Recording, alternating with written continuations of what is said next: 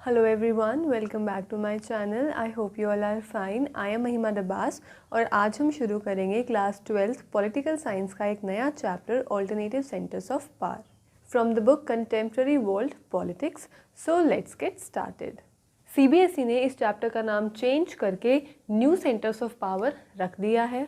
अब चैप्टर को शुरू करने से पहले हमें इस चैप्टर के नाम के मतलब को समझना पड़ेगा। सो ऑल्टरनेटिव सेंटर्स ऑफ पावर या फिर न्यू सेंटर्स ऑफ पावर का मतलब है कि जैसे कि हमने अपने पिछले चैप्टर एंड ऑफ बाइपोलैरिटी में पढ़ा था कि यूएसएसआर के डिसबैंड होने के बाद यूएस ही एक सोल सुपर पावर रह गया वर्ल्ड में।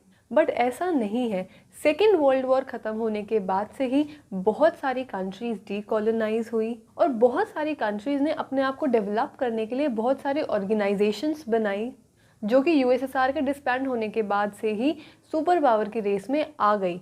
यानी कि कोल्ड वॉर ख़त्म होने के बाद से ही यूएस के साथ साथ और भी बहुत सारे नेशंस और ऑर्गेनाइजेशंस ऐसे थे जो कि as a alternative centre of power बन के रहने लगे, जिनके पास कैपेसिटी थी कि वो वर्ल्ड को डोमिनेट कर सकते हैं। तो इस चैप्टर के नाम का मतलब यही है कि वर्ल्ड में अलग अलग पावर के सेंटर्स बनने लगे जो कि इकोनॉमिकली, पॉलिटिकली और मिलिट्रली बहुत ज़्यादा स्ट्रॉन्ग और स्टेबल थे। तो इस चैप्टर में हम उन्हीं नेशंस और ऑर्गेनाइजेशंस के बारे में पढ़ेंगे। पहले मैं आपको जो आपकी एनसीईआरटी बुक में कंटेंट है, जो टॉपिक्स है, उसके बारे में पढ़ाऊँगी। उसके बाद जो टॉपिक सीबीएसई ने आपके सिलेबस में ऐड किए हैं मैं आपको उनके बारे में पढ़ाऊँगी। तो आज की वीडियो में हम एक ऑर्गेनाइजेशन के बारे में पढ़ेंगे जिसका नाम है यूरोपियन यूनियन। इसको हम ईयू भी बोलते हैं। सो सेकेंड वर्ल्ड वॉर ख़त्म होने के बाद से ही जो यूरोप के लीडर्स थे उनको यूरोप की बहुत ज़्यादा टेंशन होने लगी, क्योंकि हम सबको पता है कि सेकेंड वर्ल्ड वॉर में सबसे ज़्यादा नुकसान यूरोप को हुआ था। तो जो यूरोप के लीडर्स थे वो इस कन्फ्यूजन में थे कि क्या यूरोप को जो अपनी पुरानी राइवलरीज़ है, अपनी जो पुरानी दुश्मनी है, उसी को कंटिन्यू रखना चाहिए या फिर उसको हर एक कंट्री के साथ पॉजिटिव इंटरनेशनल रिलेशंस बना के रखने चाहिए। तो जिन अजम्पशंस पर, जिन एक्सपेक्टेशंस पर यूरोप को फाउंड किया गया था, यूरोप की कहते हैं ना कि एक नींव रखी गई थी कि हम इस तरीके से यूरोप को डेवलप करेंगे, सेकेंड वर्ल्ड वॉर के बाद वो सारी अजम्पशन, सारी एक्सपेक्टेशंस फेल हो गई और यूरोपियन कंट्रीज़ की इकोनॉमी भी बहुत ज़्यादा डिस्ट्रॉय हो गई। और 1945 के बाद शुरुआत हुई कोल्ड वॉर की, वहाँ पे भी यूरोप को बांट दिया गया। मतलब जैसे हमने पहले के चैप्टर्स में पढ़ा है कि दो ऑर्गेनाइजेशंस थी, नेटो और वॉर्सो पैक्ट। तो जो वेस्टर्न यूरोप था वो नेटो में चला गया और ईस्टर्न यूरोप था वो वॉर्सो पैक्ट की साइड चला गया। अमेरिका ने यूरोप को अपना अलाई बनाने के लिए उसको बहुत ही ज़्यादा मैसिव इकोनॉमिक हेल्प प्रोवाइड कराई।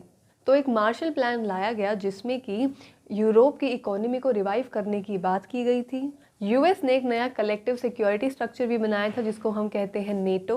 1948 में अंडर द मार्शल प्लान एक ऑर्गेनाइजेशन बनाई गई जिसका नाम था organisation for European economic cooperation, जिसका मेन एम था कि यूएस एड प्रोवाइड, मतलब कि जो पैसे और इकोनॉमिक हेल्प प्रोवाइड करा सके वेस्टर्न यूरोपियन कंट्रीज़ को। और ये एक फोरम बन गया जहाँ पे जो वेस्टर्न यूरोपियन कंट्रीज़ थी वो ट्रेड और इकोनॉमिक इश्यूज़ पर कोऑपरेट करने लग गई। फिर नेक्स्ट स्टेप लिया गया towards political cooperation in 1949 by establishing the Council of Europe.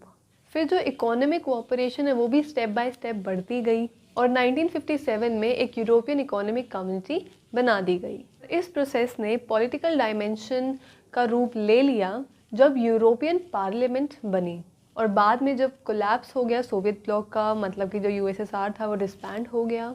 उसके बाद यूरोप एक और अच्छे और एक बहुत ही ज़्यादा फास्ट ट्रैक पर आ गया और उसकी इकोनॉमी जो है वो और मतलब डे बाय डे डेवलप करती गई, जिससे कि 1992 में यूरोपियन यूनियन बन गया।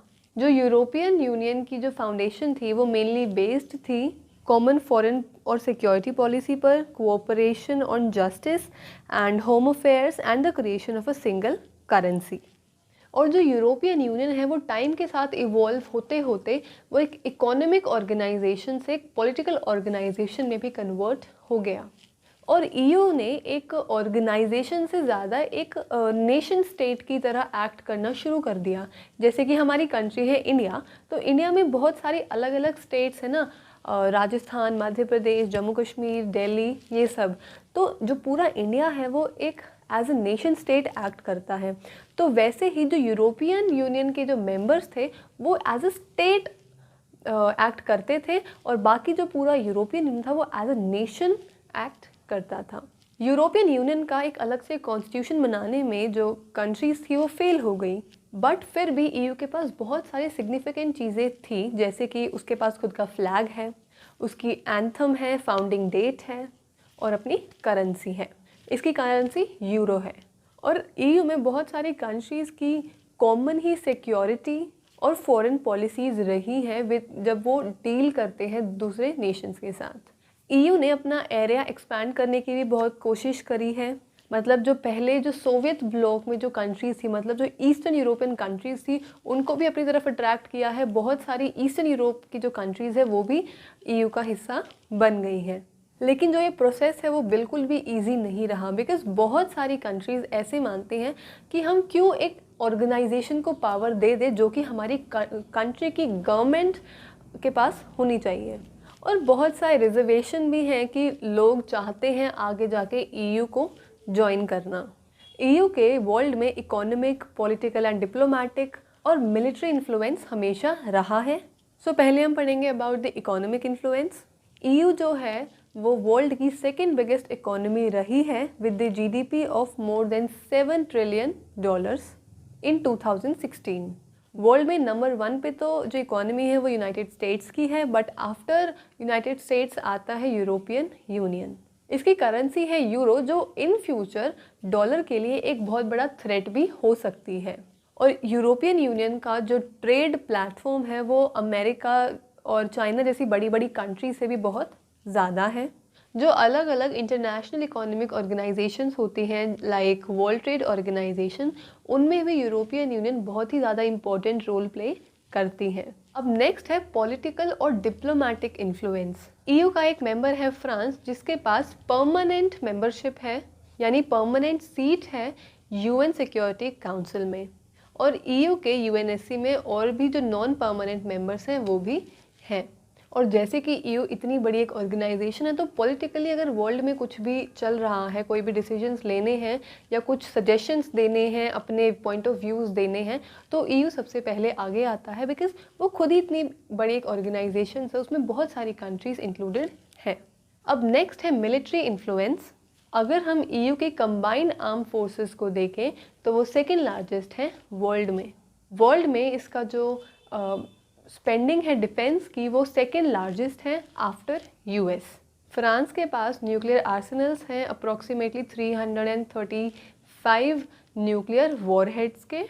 और ईयू वर्ल्ड में सेकेंड मोस्ट इम्पॉर्टेंट सोर्स है स्पेस और कम्युनिकेशन टेक्नोलॉजी का। एज अ सुप्रानेशनल ऑर्गेनाइजेशन ईयू हर एक स्फेयर में एंटर करने में हमेशा सक्सेसफुल रहा है, मतलब economic spheres, political spheres and military spheres. But बहुत सारी ऐसी सिचुएशंस आई है जहाँ पे हर एक कंट्री की गवर्नमेंट ने सोचा है कि हम अपने हिसाब से एक फॉरेन पॉलिसी या एक सिक्योरिटी पॉलिसी को रन करें किसी और कंट्री के साथ डील करने में। तो मतलब पहले भी ऐसी सिचुएशंस कई बार आई हैं ईयू में जहाँ पे जो दो कंट्रीज़ हैं, दो या दो से ज़्यादा कंट्रीज़ हैं, उनके जो व्यूज़ हैं वो डिफरेंट रहे हैं किसी भी टॉपिक को लेकर। फॉर एग्ज़ाम्पल ब्रिटेन जो है वो ईयू का अब मेंबर नहीं है, बट पहले वो ईयू का मेंबर था। तो उस टाइम प्राइम मिनिस्टर थे ब्रिटेन के टोनी ब्लेयर। जब अमेरिका ने इराक में इन्वेड किया था तो जो टोनी ब्लेयर था वो अमेरिका का पार्टनर बना था। और भी ईयू की बहुत सारी कंट्रीज़ ऐसी थी जो कि अमेरिका के साथ जाके जो कोलिजन ऑफ विलिंग था उन्होंने उसमें पार्ट लिया। लेकिन जर्मनी और फ्रांस जो थी वो अमेरिकन पॉलिसीज़ को ओपोज कर रही थी उस टाइम। तो बहुत लोगों को ये भी लगता है कि अगर हम यूरोपियन यूनियन का एक मेंबर बन गए तो हमें उसी के हिसाब से चलना पड़ेगा, हमारा एक इंडिविजुअल से कभी होगा ही नहीं। इसका एग्जाम्पल है कि जो ब्रिटेन के जो फॉर्मर प्राइम मिनिस्टर थे मार्गरेट थैचर, उन्होंने यूके को हमेशा यूरोपियन मार्केट से दूर रखा। और कंट्रीज़ लाइक डेनमार्क और स्वीडन, उन्होंने यूरो को एक कॉमन करेंसी अपनाने से मना कर दिया। और एक मास्ट्रिक्ट एक ट्रीटी थी उसको भी साइन करने से उन्होंने मना कर दिया। इसकी वजह से जो यूरोप की एबिलिटी थी to act in matters of foreign and defence वो बिल्कुल कम हो गई।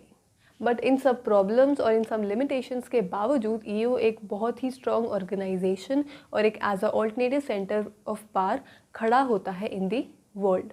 सो दैट्स इट, आज की वीडियो में इतना ही। नेक्स्ट वीडियो में हम पढ़ेंगे एक दूसरी ऑर्गेनाइजेशन के बारे में जिसका नाम है एसियान, यानी association of south east Asian Nations. तो अगर आपको मेरी वीडियो अच्छी लगी हो, so you know the drill, like share and subscribe. Thank you and stay safe.